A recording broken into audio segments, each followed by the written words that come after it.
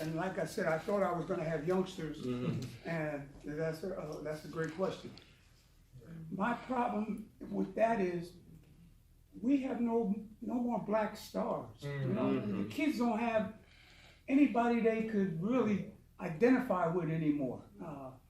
As you look, you follow baseball, you see a lot of Hispanics and a lot of whites. And now these kids grow up. That's what they want to do.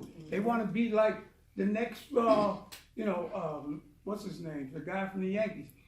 There's so many players out there right now that the Spanish people can identify with.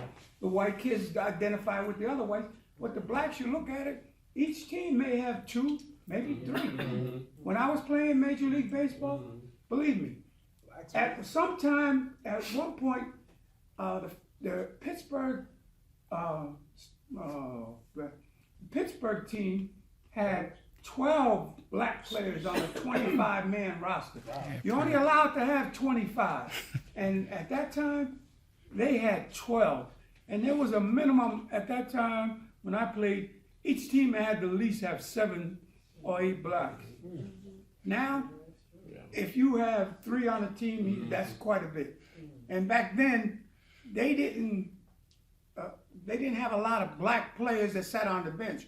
If you were black, you was on the field. You wasn't about to get no check sitting on the bench. Now, they got white guys that sit on the bench collecting big time money. I mean, big money. Big money. And I'm going to tell you, just a little note.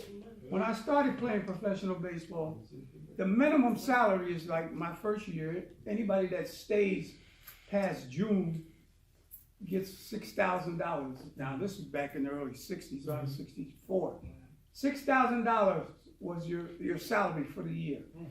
Now these same guys get $530 some odd dollars if they stay on the team for that 1 year, just that 1 year.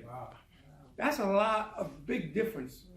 And now that's why most of these guys now, the white guys and Spanish, they stay in baseball for as long as they possibly can. And there are enough teams now compared to when we played.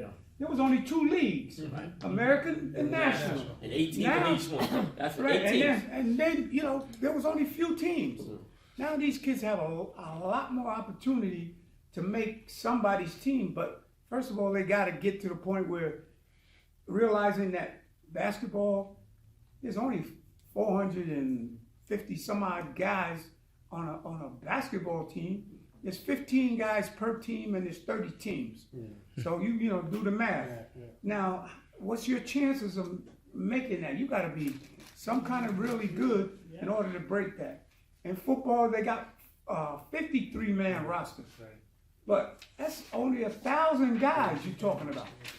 Okay, in baseball, you got only 25 guys on the team, and then you got a chance, there's like 800, 900 guys in the major leagues. But the big difference is they have minor league teams. And these guys can make a living in the minor leagues. You don't have to get to the big leagues. These guys in the minor leagues make $300,000 and $400,000, waiting to get their opportunity to go to the major league. So without that, it's not a father figure, but without that person to look up to, black kids are not going to venture into baseball. They think it's too boring. It's boring. I'm gonna stand around waiting for something to happen. No, sometimes you gotta make things happen. So that would be my thing on that. Thank you. Okay. Lathan? That was... No, I think Johnny answered it very thoroughly, but I do know that the kids of today, they get a basketball, they want to play basketball. Now I don't know if it's economics or what, but I know with baseball, with the spikes and the shoes and the gloves and all the equipment, it's expensive. Playing hoops, get your basketball, get your good game, and that's it.